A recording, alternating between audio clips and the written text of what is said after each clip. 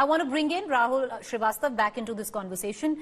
Rahul Srivastava, the fact is, from here on, where you move ahead? 2018, there was a trust motion. It was no trust motion. Very, very different from what we are seeing right now. Of course, that paved the way for 2019 elections, and possibly the no confidence motion now will pave the way for the 2024 elections. At that time, there was a very different Rahul Gandhi, and the pitch of Rahul versus Modi clearly worked in favor of the Prime Minister. This time around, there might be a perception that is different where Rahul Gandhi is concerned, but if it is a battle of Rahul versus Modi, you and I both know better who's going to take it. How does the Congress and the India alliance not let that happen?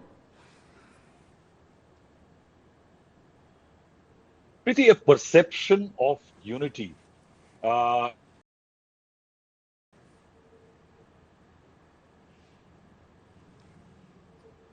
got together Rahul, and we seem to... Okay, go ahead.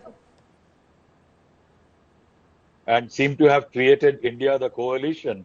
One thing is very clearly emerging, that they are going in for low-hanging fruits, not those tricky questions initially. What they are trying to do is create a wider footprint with greater amplification as far as the opposition narrative is concerned. Now, Rahul Gandhi's reinstatement will eventually mean that he could be speaking even during the no confidence motion, taking the lead, perhaps, establishing himself, that equity he has within the Congress, within the coalition alliance. It definitely does good for the opposition, because I don't think they will be getting at all into the who will be the face of the party. I think they may even keep deferring the convener issue. That's what is not. That's why Nitish Kumar is not very happy, because initially he had thought that meetings will start and he will be made the convener, and that's why after the Bangalore meeting he went straight away to Nalanda. That's the place where he usually goes for his political sulk. Now, in that scenario, somewhere, yes, definitely it helps the opposition matrix. They can create that better resonance.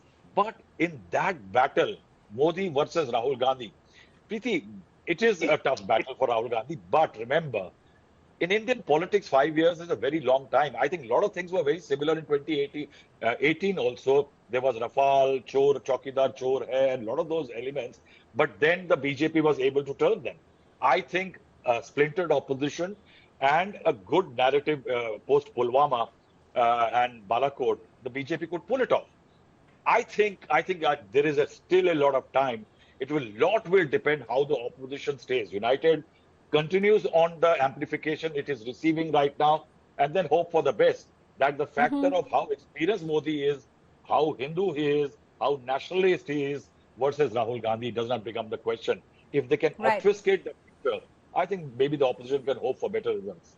All right, Jyoti Mani and Charu Pragya, I'm going to give you 1 minute each. Jyoti Mani, the fact is, Gaurav Gogoi is going to be leading the trust motion from the Congress. Will things change if Rahul Gandhi is allowed back into the Congress? Into the Parliament, I beg your pardon. Yeah, of course, we will decide that on Monday. Obviously, Rahulji coming to the Parliament, everybody expect him to speak. Definitely, he will, as usual, he will, with this uncompromising and aggressive attitude, go against this anti-people Narendra Modi government. That's what we are expecting. Everybody's waiting for that only. That's happening. We are happy about it. All right, okay. Charu Pragya, the fact is, in a way, shouldn't the BJP and and your party be glad, because Rahul Gandhi possibly out of the Parliament, in perception-wise, impacted you more than having him in Parliament? Well, if he's been out of the Parliament and the opposition has ensured that the Parliament doesn't continue to function in his absence, I'm actually glad he's going to be back if the opposition will allow the Parliament to function, if they disrupted it for that reason.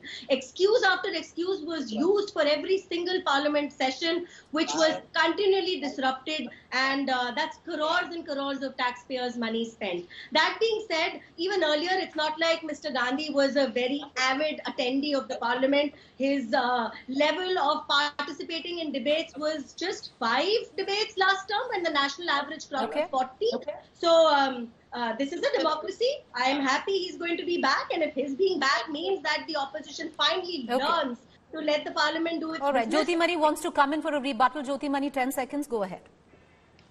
Yeah, it's not the opposition who stalled the parliament. The government, especially the Prime Minister, refused to have a meaningful discussion on especially what happening in Manipur and other issues. We always wanted to have a discussion. A ruling party does not wanted to have a discussion. They does not want to run a parliament because they get scared of opposition. We will expose them. All That's right. the Charu problem. Pragya, It's not we who stalled the the Prime Minister has held up. It's a Go ruling ahead. party Out a shamefully. statement against the incident that happened in Rajasthan yesterday, being a woman leader from the Congress party at that, please let me know. But anyways, I know you don't have an answer to that, but let me remind you, the government has repeatedly asked for a discussion. It's a critical We topic. don't believe in whataboutery. Wherever it happened, wrong is wrong. We don't defend things which is indefensible.